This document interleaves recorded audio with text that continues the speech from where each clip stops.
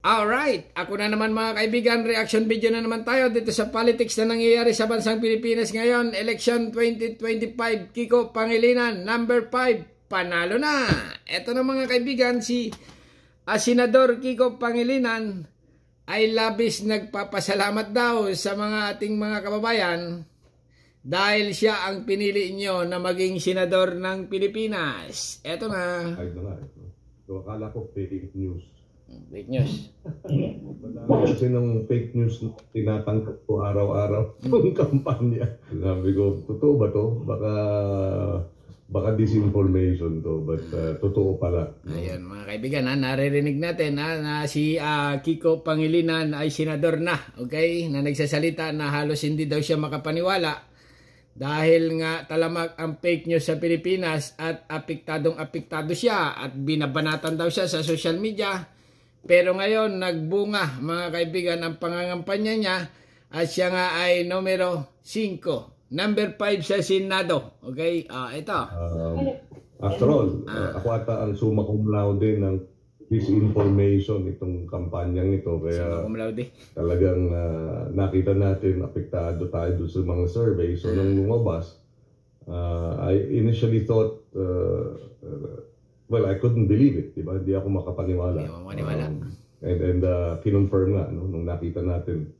After a few minutes, double check, triple check, and ano pala, legitimate pala yung social media card na nagsasabing number 5. Durog na durog ito sa fake news mga kaibigan, si Kiko Pangilinan, na marami ang nagsasabi na ayaw nila dito, okay? Marami ang lumalabas na fake news na nagsasabing wala daw magandang idudulot pag naging senador ito. Pero nagkakamali mga kaibigan dahil nga ang sambayanan ay pumili na ng nararapat sa pagkasenador at ito nga number 5. Wala nang magagawa mga kaibigan. Wala nang magagawa, panalo na. Continue. Senador, anong gagawin mo ngayon? Ikaw ay panalo na. Mamimigay ka ba agad ng ayuda? Or relax muna. Let me ask you a question. Yeah, I think no, if I may just add, I think there's one, how do you call it? Sana all. I guess one hopeful outcome of so far how the results are turning out, no? Na yung mga nagkalat ng fake news laban sa atin ay ang taong bayan na mismo ang nakita, no? At hindi naniwala. Tama, buti na lang. Okay, buti na lang ang mga taong bayan ay may talagang matinong pag-iisip at hindi naniwala sa fake news. Okay? Senador at senador ka na ngayon, ay sana igawin mo ng maayos ang iyong trabaho. Okay? Huwag patulog-tulog katulad ng iba. Kasi nga mga kaibigan, yung iba na senador ay hindi uma-attend sa hearing-hearing. Nangingitlog lang sa bahay. Okay? Ay sa tingin ko naman itong si Kiko Pangilinan, kaya binoto ng tao ito, ay maganda ang kanyang hangarin sa bayan. Kaya siguro marami ang nakinig dito kay Kiko Pangilinan ay maganda at talagang ito ay karapat-dapat. Kaya nanalo or panalo na mga kaibigan. Number 5 sa Senado. Okay? Okay, continue lang Senador. Meron sigurong naniwala pa rin, but by and large, kung talagang effective yung fake news nila, hindi tayo dapat nasa top 5. No? Naku, si Lito Lapid number 12. Si Lito Lapid mga kaibigan, okay? Binoto ko rin yan Binoto ko si Lito Lapid. Kaya lang medyo si Lito Lapid mga kaibigan ay medyo kumikis-kis napapalaban dito kay Tulfo, number 13, Bong Revilla. Naku, matitibay itong mga kalaban. Naku. Ay si Bong Revilla mukhang laglag mga kaibigan. Number 14, si Tulfo. Erwin Tulfo. Erwin Tulfo. Si Bitag, okay? Number 13, number 12, si Lito Lapid. Amy Marcos, number 11. Mukhang pasok si Madam Amy Marcos, okay? Pasok. Kaya lang si Kuya Willie Rebellame at matunog na pangalan. Sikat sa masa paborito ng sambayanan, bigyan ng jacket yan. Ganon. Malakas sa survey, mga kaibigan, pagdating ng final, talo. Okay? Pero dito lang tayo kay Kiko Pangilinan. Ayan na nga, nagpapasalamat sa mga buzzer na siya ay number 5. Okay? Number 5. So, I guess that's a message doon sa mga nagkakalat ng paninira at gumagastos para dito. Sabi nga you can't fool the people all the time. Mga senador, huwag ka na umiyak. Baka umiyak ka pa, panalo ka na. Hindi na magbabago yan. Yung resulta ng eleksyon, sa tingin ko naman ay pasok ka na. Kasi nga, number 5 na. Kung number 12, medyo hihilutin pa. Number 5 ay talagang pasok sa top 5 or top 10. Senador Kiko Pangilinan, nagpapasalamat sa sambayanan dahil siya ay inyong pinili.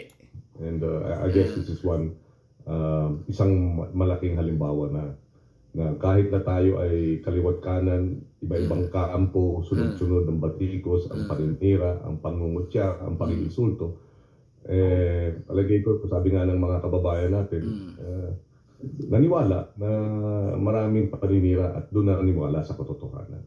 Kasi nga, senador, kasi nasiraan, siguro, nakaraang term mo, medyo may something. Pero sana naman ay ngayon ay trabahuhin mo na ang dapat magandang trabaho mo ngayon. Okay?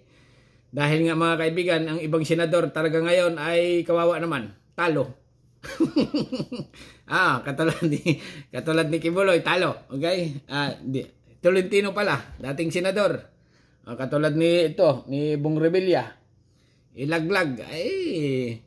Talo. Wala na magagawa. Kahit ano pang gawin. Kasi nga tapos ng eleksyon. Bilangan na ngayon. Number 14. Medyo talagang malayong-malayo na. Milyunan yan mga kaibigan Milyunan ang labanan. Milyon na rin ang nagastos mo. Bago talo ka, siyempre, sama talaga ng loob mo. Di ba? Akala mo, yung survey, pasok ka sa top 10. Yung pala, laglag. Pero ito mga kaibigan, si Abam Aquino, hindi inaasahan. Partido ni Lenlen ito Partido rin ito ni Lenlen ng mga Aquino. Ibig sabihin, si Bam Aquino at saka si Kiko Pangilinan ay malakas. Malakas ang tropa ni Lenlen. Malakas ang tropa ng mga dilawan. Pag ganyan. Okay? Ibig sabihin, ang isipan ng tao ay bumabalik na sa pagiging dilaw ulit. Kasi nga, ang pula at kulay green medyo nag-aaway. Okay? Hindi magkasundo daw. Balik tayo dito sa dilaw. Ganon. Balik tayo sa pink. Pink pala. Okay? Pink kasi si Lenlen. Alright?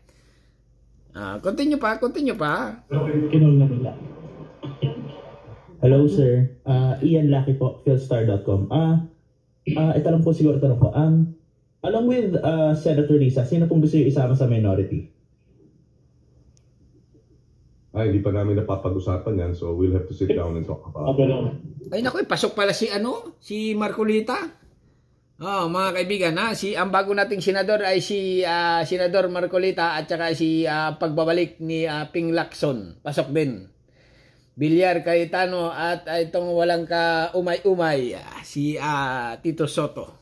Pasok na pasok pa rin mga kaibigan. Pero ang number 1 ay si Bongo. Sa survey hanggang sa final ay number 1 pa rin. Walang pagbabago. Sa Davao, si Duterte panalo, si Nograles talo. Okay? Dahil nga gusto ng tao daw doon sa Davao si Duterte. Si Nograles ay talo mga kaibigan. Pero balik tayo dito kay Kiko Pangilinan. Ayan nga, medyo talagang hindi siya makapaniwala dahil nga siya ay nanalo.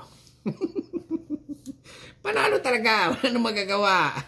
Kahit ulit-ulitin pang eleksyon, kung ang tao ay bumoto, wala ka nang magagawa kundi kung sino ang gusto niya butuhin. Alright?